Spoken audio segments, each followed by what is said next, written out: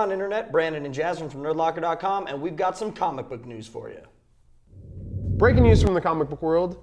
Mark Millar has just recently announced that Kick-Ass 2 is swinging into production this summer. You know, I think he may be hitting a couple snags along the way in that time. Because so far, there are a lot of names attached, including Mark Millar.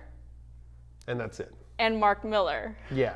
He's actually the only one that come out and said that this movie is going to be made. Everyone else has been really quiet at the studio. Matthew Vaughn even went as far as to say that this movie was probably not going to be made, being that Kick-Ass 1 received such a low box office rating, being that it got no money.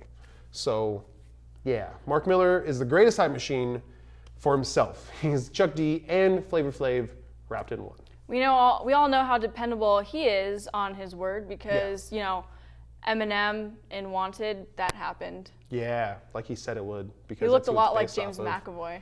Yeah. Eminem, he got some plastic surgery done, I think, and he changed his name and his nationality. It was very impressive. Yeah, if we listen to everything Mark Millar said, we do have some really awesome movies out now, and he'd probably be the coolest guy ever, but being that he lies a lot, he's a liar. Isn't. Yeah, he's kind of a liar, but he is also a cool guy, and he's a great comic book writer, so let us know what you guys think. Do you want to see a Kick-Ass 2, or do you really not care?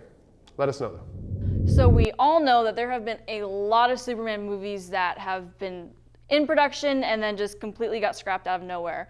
Recently, we have learned that McG was planning one that was penned by J.J. Abrams. How do you scrap a J.J. Abrams script, first of all? I don't know. The man touches things and they turn to gold. I don't care what anyone says. If you scrap a J.J. Abrams, you lose Star Trek. Puppies die. There's no winning here. But you know what's really cool about this? Apparently, they were going to cast Robert Downey Jr. as Lex Luthor. Can you imagine that? That would be crazy. That would have been incredible. But there would be no Iron Man, right? There may not, because it was around that time when he was still coming back. Mm-hmm. So it could have been that he was Lex Luthor at the same time that Iron Man was being filmed. So then who would have been Iron Man? No one else can be Iron Man. There is no Iron Man. Tony Stark in comics looks like Robert Downey Jr. There's no one else can ever be Iron Man. He's the perfect, even his actual life, he makes the perfect Iron Man. He is Tony Stark. What's also cool is that Henry Cavill was being looked at to play Superman. And now he is playing Superman. Now he is Superman. So can you imagine him with Robert Downey Jr. as Lex Luthor? It makes me sad because it's not going to happen. I'll take Robert Downey Jr. over Bradley Cooper any day. Any day. Yeah. Let us know what you think in the comments below.